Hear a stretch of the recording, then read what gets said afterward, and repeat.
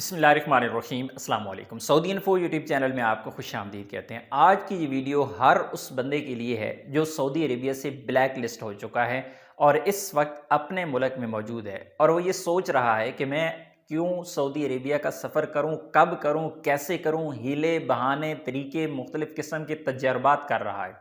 आपके लिए ये वीडियो है, अहम सबक भी है आपके लिए है और शायद आपके मसले का हल भी हो। तो स्टार्ट कर लेते हैं सबसे पहले उस खबर से जो जवाज़ात ने अपने ट्विटर अकाउंट पे लगाई है।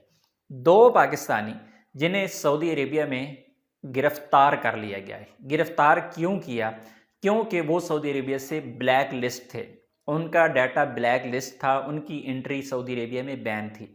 आपने बहुत सारी स्टोरीज सुनी होगी कि सऊदी अरेबिया का लोगों ने सफ़र किया जो ब्लैक लिस्ट थे और एयरपोर्ट पर से उनको वापस कर दिया गया। इस तरह की स्टोरीज़ आपके सामने कई आ चुकी होंगी। और इसी तरह ऐसे लोग भी होते हैं जिनको एंट्री सऊदी एयरपोर्ट पे मिल जाती है, वो सऊदी अरेबिया में इंटर हो जाते हैं, इवन कि वो ब्लैक लिस्ट होते हैं। तो इस पे भी हम बात साथ साथ करेंगे।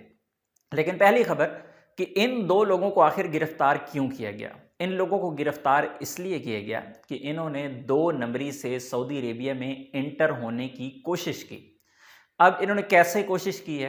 कोशिश बिल्कुल सिंपल है कि जब भी आप सऊदी अरेबिया का सोचते हैं कि जाना है तो आप ब्लैक लिस्ट हैं, तो सबसे पहली चीज़ आपके जहन में जो आती है कि मुझे कोई ऐसा बंदा मिल जाए, कोई ऐसा एजेंट मिल जाए जो मेरा वीज़ा लगवा दे या फिर मेरा ब्लैक लिस्ट ख़त्म करवा दे। अब मार्केट के अंदर अगर आप घूमते हैं, बहुत सारे लोग ज़्यादातर सहारा लेते हैं फेसबुक का और मुख्तलिफ़ किस्म के सोशल मीडिया प्लेटफॉर्म्स हैं वहाँ पे। तो आपको कोई ना कोई बंदा मिलता है, आपको ये कहा जाता है कि हम आपका जो ब्लैक लिस्ट है वो रिमूव करा देंगे।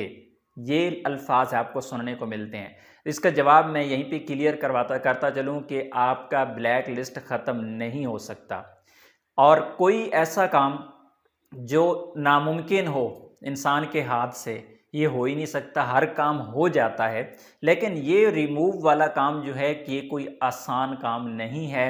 बड़ों बड़ों से ये नहीं होता। जो दावे करते हैं अक्सर फेसबुक पे बैठ के, वो इतने पहुँचे हुए बाबे नहीं होते। सिर्फ़ और सिर्फ पैसे बटोरने के चक्कर में वो ये कहते हैं कि हम आपका डाटा रिमूव करा देंगे। अब इन लोगों के साथ क्या हुआ? इनको वीज़ा दिया गया, किसी एजेंट ने दिया।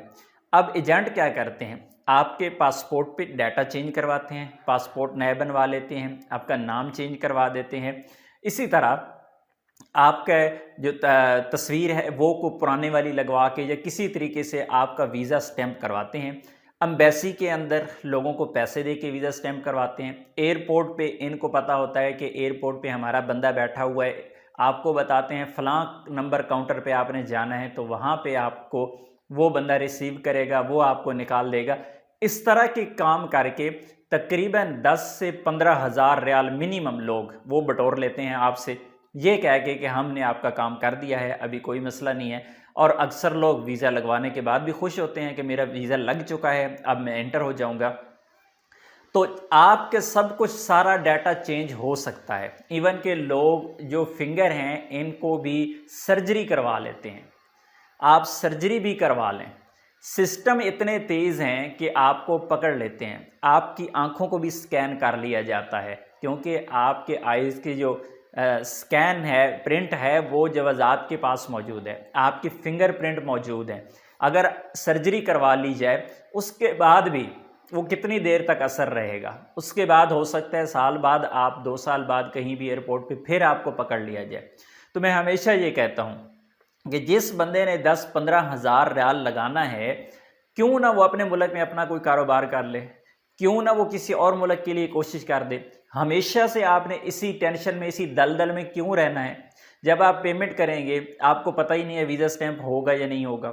अच्छा, वीज़ा स्टैंप हो जाता है, आपको तसल्ली हो जाती है वीज़ा स्टैंप हो गया है, तो नेक्स्ट जो प्रोसेस है आपको डर रहता है अपने मुल्क से एयरपोर्ट से जाते हुए कि पता नहीं वहाँ पे ना रोक लें।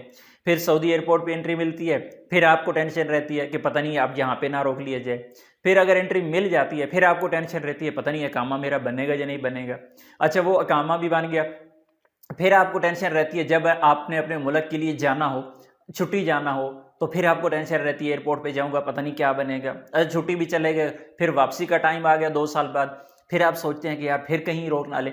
यानी हमेशा के लिए टेंशन 15 हज़ार रियाल में आपने ख़रीदनी है कभी भी ऐसी गलती ना करें।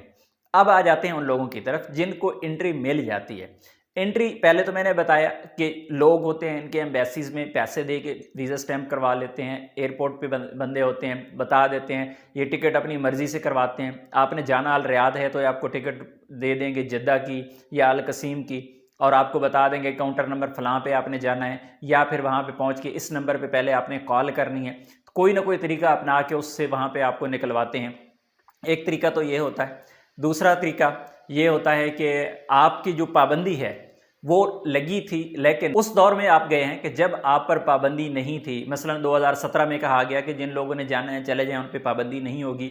2017 वालों को भी मैं क्लियरली बताता चलूं कि 2017 में भी जो लोग गए हैं हर एक बंदा क्लियर नहीं है। ऐसे केसेस आ चुके हैं, लोगों के वीज़े रिजेक्ट हुए हैं, सऊदी एयरपोर्ट से वापस किया गया है। अब ये 2 बंदे जो पकड़े गए हैं ये ऐसे आम ब्लैक लिस्ट वाले नहीं थे।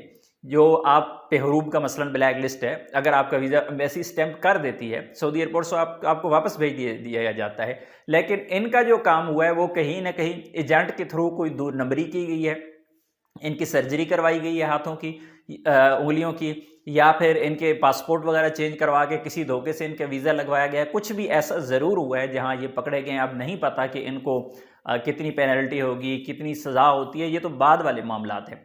अब ये बेचारे 15,000 रियाल या 20,000 10,000 जितने भी दिया वो भी गया। आने वाले वक्त में ये नहीं पता कि 2 लाख रियाल जुर्माना हो जाए, 1 मिलियन रियाल जुर्माना हो जाए, नहीं पता 6 महीने, साल, 2 साल कैद हो जाए, कोई पता नहीं है। यानी इतना बड़े ब्लंडर जो है जब आपने करना है और वो भी पैसे दे के अपने लिए अजाब खरीदना है, तो कभी भी ऐसी हरकत ना करें। अगर आपने वीज़ा लगवाना ही है और आप सऊदी अरेबिया से डिपोर्ट हो चुके हैं, डिपोर्ट वाले अफराद गौर से सुन लें, 90% अफराद लाइफ टाइम ब्लैक लिस्ट हैं सऊदी अरेबिया से। आप नए वीज़ा पे सऊदी में एंटर नहीं हो सकते। अगर आपको कोई चांस मिल रहा है, अच्छा मिल रहा है, आप रिस्क लेना चाहते हैं, तो आप उससे पहले लाजमी से चेक करवा लें सिस्टम में, कहीं ऐसा ना हो कि आप पे पाबंदी हो। अपने पैसे ज़ाया ना करें, वीज़ा लेने के पैसे ज़ाया ना करें, टिकट के पैसे ज़ाया ना करें।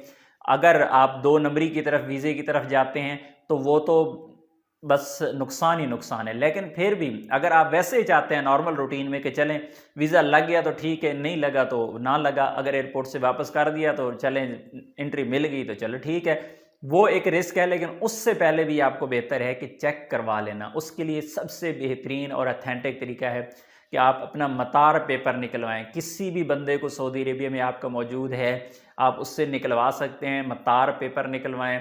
जब आज़ाद के बाहर चले जाएं, वहाँ पे कोई ना कोई लोग घूमते होते हैं, किसी को बोल के उससे निकलवा लें। दोस्त अहबाब हैं, किसी से बोलें कि हमें मतार पेपर निकलवा दें, उसमें क्लियरली लिखा होता है मरहल मनल दखूल। अगर मरहल मनल दखूल है तो ब्लैक लिस्ट है, अगर नहीं है तो फिर आप नया वीज़ा लगवा सकते हैं। अगर आप हमारी ऑनलाइन सर्विसेज हासिल करना चाहते हैं तो आप हमें इस व्हाट्सएप नंबर पर कॉन्टैक्ट कर सकते हैं। अपनी दुआ में याद रखिएगा। अस्सलाम वालेकुम।